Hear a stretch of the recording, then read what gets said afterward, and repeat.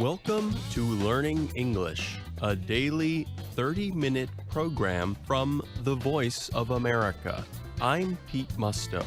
And I'm Dorothy Gundy. This program is aimed at English learners, so we speak a little slower and we use words and phrases especially written for people learning English.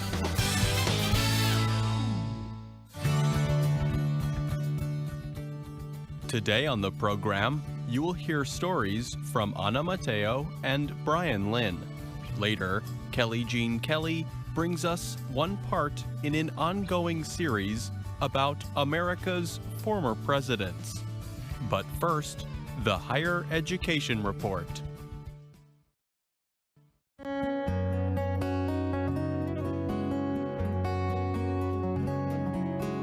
Generations of people in the United States have seen higher education as the best path towards a well-paying and satisfying job. But the cost of attending colleges and universities in the country has increased greatly over the last 30 years. And there is no guarantee that earning a degree will lead to a job that pays a person enough to support a family. So some people turn to other forms of education and training. These include programs that lead to certifications and other documentation that prove a person's abilities in a given field, from construction to healthcare. These kinds of programs often cost less than traditional degree programs, and they usually take less time to complete. Employers may still choose traditional degree holders for top positions, but there are still many well-paying jobs that require a specialized kind of knowledge that certification programs provide.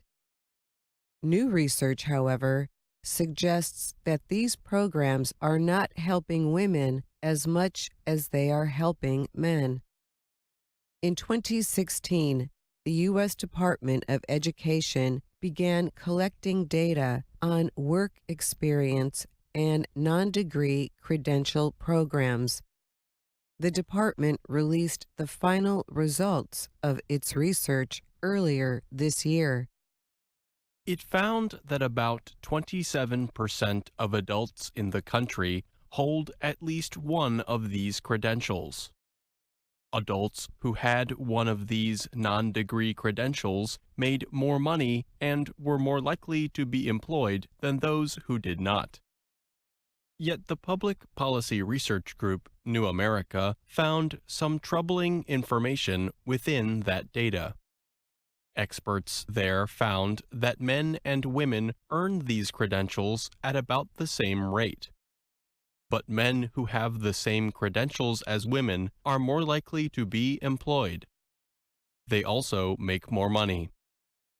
For example, 74% of men with a certificate but no 4-year college degree were employed. By comparison, 67% of women with a certificate but no 4-year degree were employed. In terms of pay, 46% of women with a credential but no 4-year degree made less than $30,000 a year. The same was true for 25% of men, New America found. 17% of men with only a non-degree credential earned more than $75,000. Just 5% of women with similar credentials earned that much. New America released its report in September. Lul Tesfaye is a leading policy expert at New America's Center on Education and Skills, and she helped write the group's report. She argues that these differences in employment levels and pay are due, in part, to existing gender divisions in some industries. The report found that some industries are either male or female dominated, meaning 70% or more of the workers are of one gender. For example, engineering and computer security are male dominated fields. Office support jobs are female dominated. The report also found that non-degree credential holders in male-dominated fields earn more money. TESFI suggests that women are more likely to enter fields that are lower paying because of cultural influences. She says young men are often pushed into careers that value independence, leadership skills, or even physical strength. She says society tells young women they are responsible for supporting others instead of working towards their own goals. TESFI told VOA, "It's no coincidence that some of the female-dominated occupations are care occupations, like healthcare and education."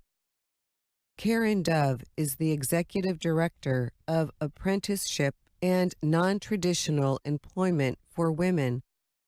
Her nonprofit organization trains and supports women entering construction, repair, and other building trades. Dove says that in some of the better paying, male-dominated industries, women face a workplace culture that is not very welcoming.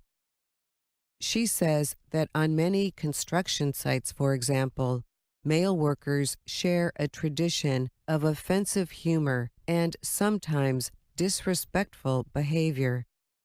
Sexual harassment is common, and in several cases, male workers have sexually assaulted the female workers. These are things that are still happening on these construction sites, said Dove. Even if women enter the construction industry, they're more likely to drop out because of this type of culture that exists. Ben Williams is Chief Executive Officer of the National Alliance for Partnerships in Equity. The organization supports equality in education and employment. He says New America's findings present serious problems. Experts and educators often push these non-degree programs as alternatives to college, he explains.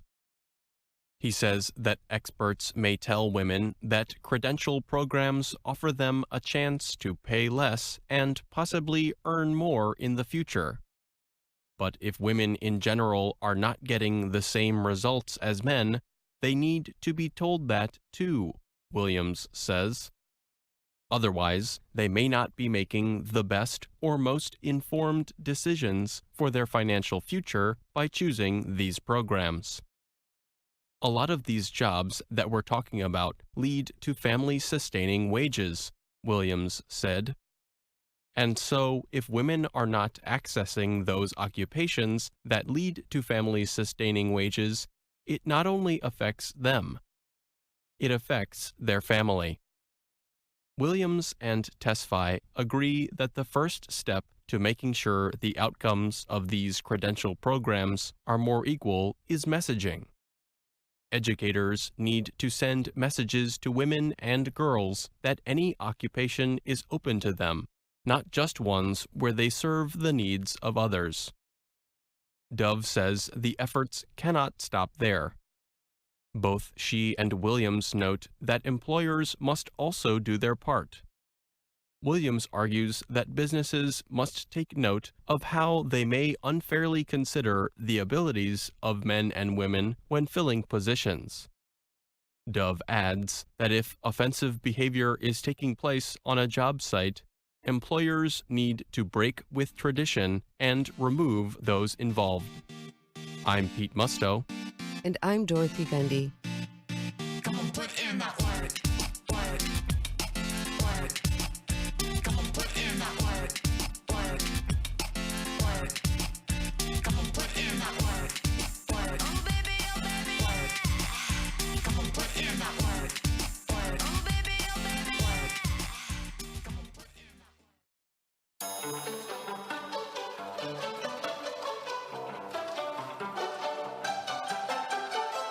Now, the VOA Learning English program, Words and Their Stories. Food expressions are popular with language learners. They combine two things important to every culture: food and language. Today we are going to talk about spuds, a nickname for potatoes. First of all, potatoes have been around for a very long time. In the food magazine Bon Appetit, Sam Dean writes about the beginnings of the potato. He explains that the common white potato came from Peru at least 7,000 years ago. Potatoes fed the Incan Empire and other cultures in Peru at that time. These days, most countries use a type of potato in their cooking. Whether you like them boiled, baked, mashed, or fried, potatoes are what we call a staple. This means they are a basic food that you can build on. You can cover them in gravy, butter, salt and pepper, or sour cream and herbs. And for people who eat pork, you have not lived until you have eaten a baked potato topped with melted cheese and crispy bacon. Yum. Speaking of meat on top of potatoes, let's go back to the idea of potatoes being a simple, basic food. We have a potato expression to describe a person like that: simple, basic, common. If someone is a meat and potatoes kind of person, they prefer eating simple meals, such as, well, meat and potatoes. They are not interested in complex, fancy food. They are unpretentious. Men are often described by this expression. When I hear about a meat and potatoes man, I picture a big, beefy guy.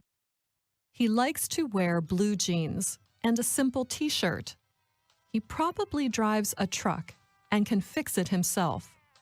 He is a simple, no-nonsense kind of guy. I like my steak well done, taters fried, football games on Monday night. It's just who I am, a meat and potato man. It is a little less common, but we can also describe a woman as a meat and potatoes kind of person. This type of woman not only likes to eat steak and hamburgers, she is also a down-to-earth person. She likes simple things, can take care of herself, and is comfortable just hanging out with the guys. Besides describing people, there is another way we use meat and potatoes. It can also describe the most important part of an activity or event. For example, you might say that order is the meat and potatoes of teaching children. A teacher cannot teach and the children cannot learn in a loud, wild, messy classroom. Now, order may not be the most exciting part of teaching little ones, but it is arguably the most important, or the meat and potatoes. In another example, you could say that voter outreach is the meat and potatoes of any political campaign. If people don't come out to vote for your candidate or issue, the rest of your campaign strategy really does not matter. Okay, as you know, potatoes hold heat well, meaning they stay hot for a long time. This idea led to the hot potato party game. Here's how you play. Players form a circle and toss a small object quickly to each other while music plays. You want to release the object as fast as possible, as if it was a hot potato. When the music stops, the player holding the potato must leave the game. However, hot potato is more than a game. It can also mean a divisive or difficult issue. So you could say the lawmakers discussed a few hot potato issues at the meeting. And if an issue is too controversial, it might be a good idea to drop it like a hot potato. When you drop something or someone, like a hot potato, you leave the person or thing completely and quickly. Take my friend Olga, for example. She was dating this guy for a few months, and she really liked him. But when she saw him acting unkind to a little puppy, she dropped him like a hot potato. You see, Olga loves animals, especially dogs. Hot potatoes might be important issues, but small potatoes are just the opposite. They are unimportant matters. We often use the term small potatoes when we dismiss something. It is simply not worth our time. Again, my friend Olga can help explain. After a storm damaged her hometown, she decided to collect money for homeless animals. She had little time to do so. There were so many cats and dogs without any food or shelter. To help, I suggested selling lemonade to raise some money. "Small potatoes," she cried. "We need to go for big business donors. They have real money to spend." People can also be called small potatoes. It is a way of saying they are not a threat. If police in a big city do not have enough resources, they probably won't waste manpower on small potatoes, like bicycle thieves. They have bigger fish to fry. But please note, we may say small potatoes for trivial, unimportant matters.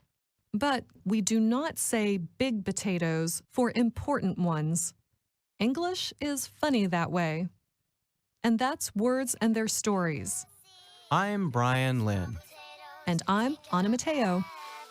Small potatoes, sing with me. Potatoes, small potatoes, small potatoes, small potatoes, small potatoes, small potatoes, small potatoes.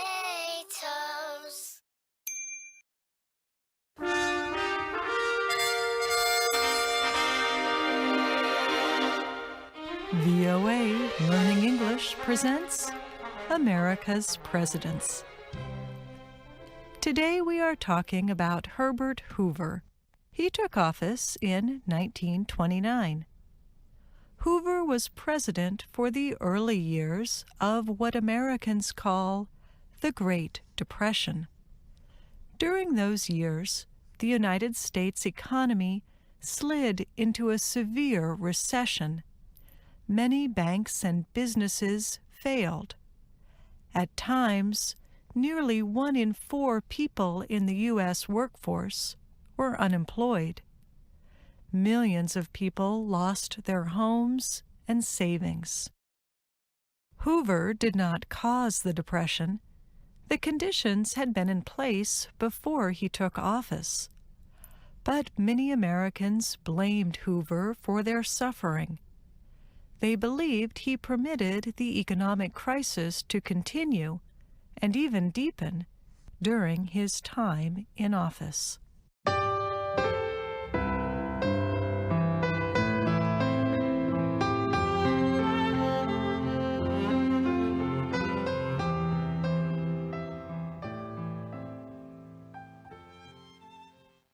Herbert Hoover was born in a small house in the state of Iowa. His parents were Quakers. Their religion valued simplicity, hard work, equality among people, and peaceful resolution of conflict. Hoover and his brother and sister were influenced by these beliefs, even after their parents died. By the time young Herbert Hoover was 9, he was an orphan. He moved to the state of Oregon in the Pacific Northwest and lived with an uncle. Hoover did not thrive in that situation. Reports say that he usually kept to himself, and he did not do particularly well in school. Yet one official from Stanford University liked what he saw in the young man: hard work and a desire to learn new things. At the time, Stanford University was just getting established. It admitted Hoover into its first class.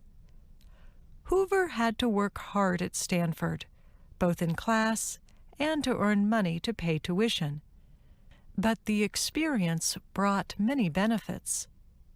Hoover studied geology and went on to work as a mining engineer.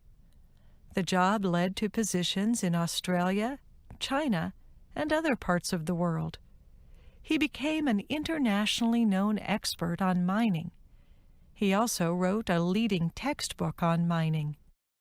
These experiences, along with good business investments, led to great wealth for Hoover. At Stanford, he also met the woman who would become his wife. Her name was Lou Henry.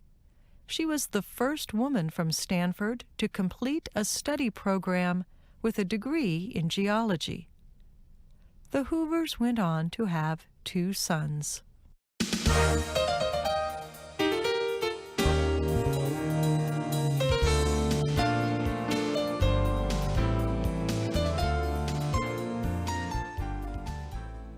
During World War I, the Hoovers' lives changed dramatically.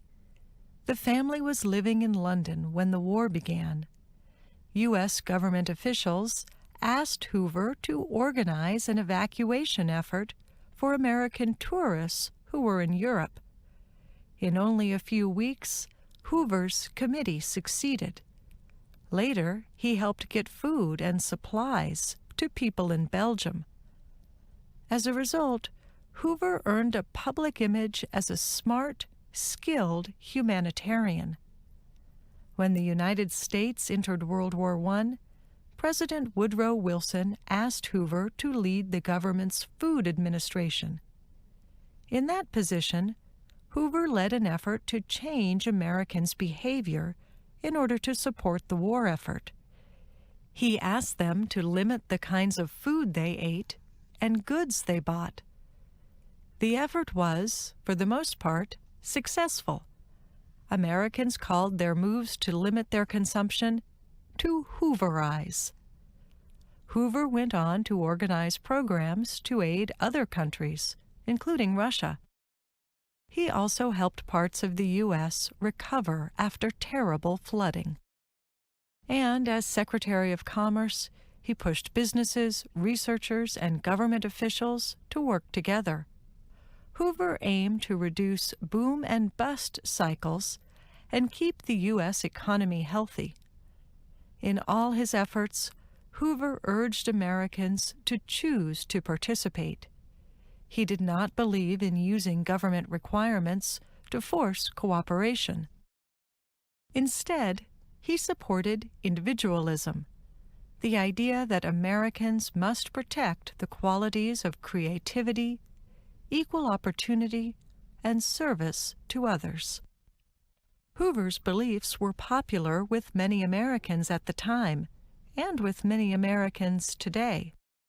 In the election of 1928, Hoover easily won the presidency. He promised to continue leading the country down the path of prosperity.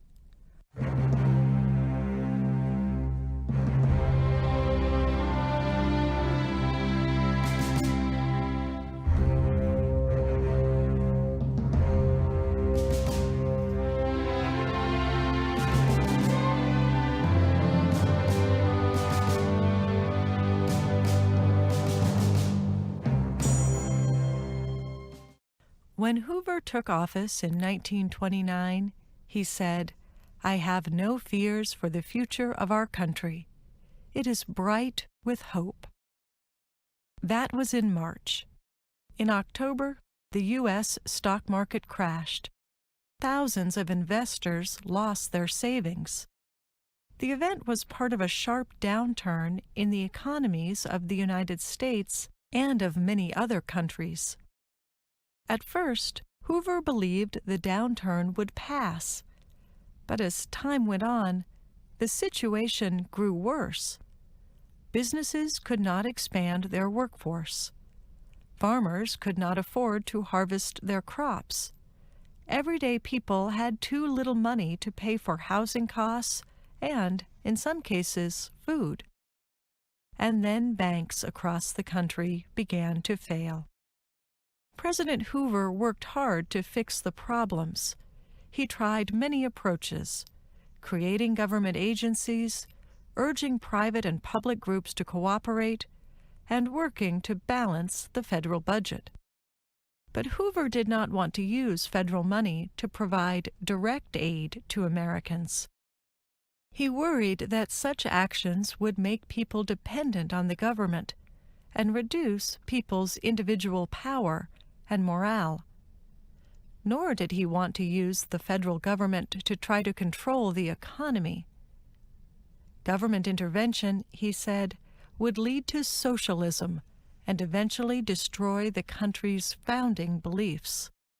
Instead, Hoover tried to support states and businesses indirectly and urged people to find ways to help one another. Yet many lawmakers and members of the public rejected Hoover's measures as insufficient and even cruel. Some used his name differently than they had before he took office. Now, they called the dirty shelters where hungry and homeless people lived Hoovervilles, and they called men's empty pockets Hoover flags. Although Hoover tried to persuade Americans that he was protecting their interests in the long run, voters refused to elect him for a second term.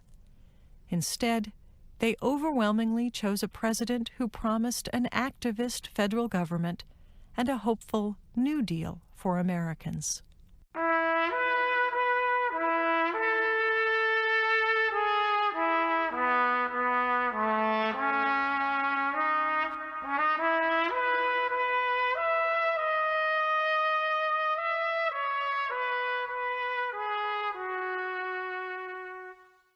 After they left the White House, the Hoovers retired to their home in Palo Alto, California. Lou Henry Hoover died in 1944, but Hoover lived 20 more years, many of them working for the public good. He helped international relief efforts, advised the U.S. government, and led committees to reform the presidency. Hoover also commented on later presidents and their policy decisions. He was especially critical of government programs set up to provide aid and intervention in Americans' lives. Until his death from cancer at the age of 90, Hoover remained committed to his beliefs. He spoke for limiting the power of the federal government and for supporting freedom of opportunity for individuals. But in the eyes of many Americans, Hoover is linked to the failure of the federal government to lessen the Great Depression.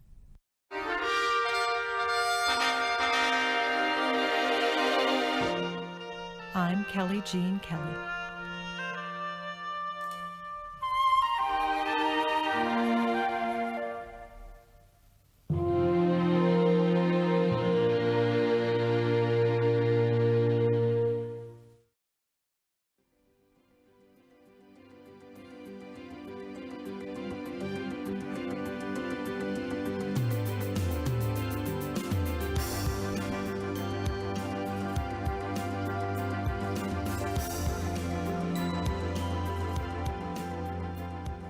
And that's our program for today.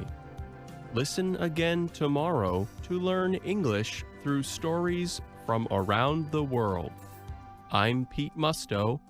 And I'm Dorothy Gundy.